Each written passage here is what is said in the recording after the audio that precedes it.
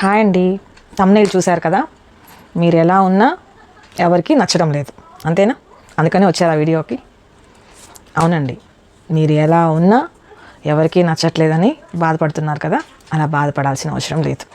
ఎందుకంటే లావుగా ఉంటే తారక దీని ఇంట్లో కూర్చొని ఒళ్ళు పెంచుతున్నారు అంటారు. సన్నగా ఉంటే ఏం జబ్బుందో ఏమో రోజు రోజుకి చిక్కిపోతున్నారు అంటారు. పొడుగ్గా ఉంటే అరే జెండా కొయ్యేలాగున్నారు, తాటి చెట్టులా ఉన్నారు అంటారు. పొట్టిగా ఉన్నా అంటారు, నల్లగా ఉన్నా అంటారు, తెల్లగా ఉన్నా అంటారు.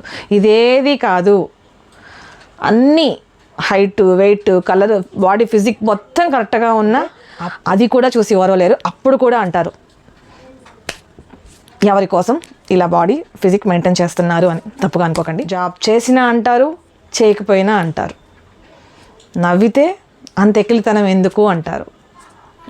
బాధగా ఉంటే ఎప్పుడు ఏడుపు కొట్టు మొహం వేసుకుంది అంటారు.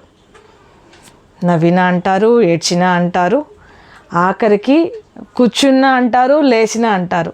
ఎలా ఉన్నా అనాలనుకున్న వాళ్ళు అంటారు. ఎందుకంటే వాళ్ళ తీరు, వాళ్ళ జన్మ అంతే. అనాలనుకుంటే ఎలా అయినా అంటారు.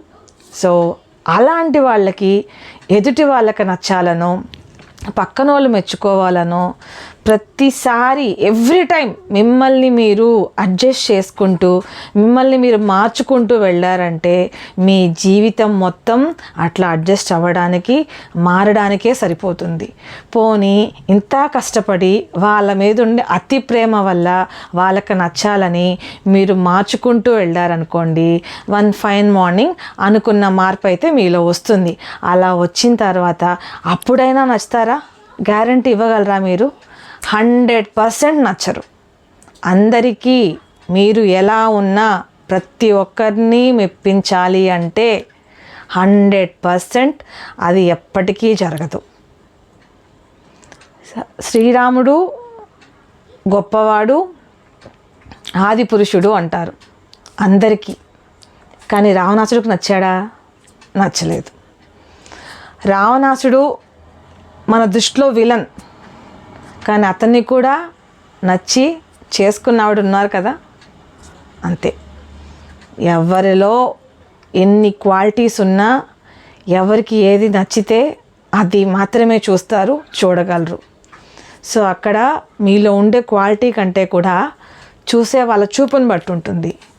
కాబట్టి ఎదుటి వాళ్ళు మెచ్చుకోవాలని, ఎదుటి వాళ్ళ అటెన్షన్ ఎప్పుడూ మీలా ఉండాలని, లేదా వాళ్ళ అటెన్షన్ ఇవ్వకపోతే, వాళ్ళు మీరు చేసిన పనిని గుర్తించకపోతే, మీరు ఎలా ఉన్నా వాళ్ళకి నచ్చట్లేదని మీరు అతిగా ఊహించుకొని బాధపడడం మానేసి, ఫస్ట్ ఎలా ఉంటే మీరు హెల్తీగా ఉంటారు, ఎలా ఉంటే మీరు హ్యాపీగా ఉంటారు, ఎలా ఉంటే మీ లైఫ్కి సంబంధించి మీ లైఫ్కి తగినంత సంపాదన, సంతోషం, నిద్ర, తిండి అన్నీ మీకు, మీ ఫ్యామిలీకి ఎంతవరకు సఫిషియెంట్గా ఉంటుందో అంతవరకు మీరు దాన్ని ఎలా సంపాదించాలో అది మాత్రం ఆలోచించి, ఎవరినో ఇంప్రెస్ చేసేయాలని, ఎవడి మార్కులో కొట్టేయాలని మీరు బాధపడకండి, పక్కన వాళ్ళని బాధ పెట్టకండి.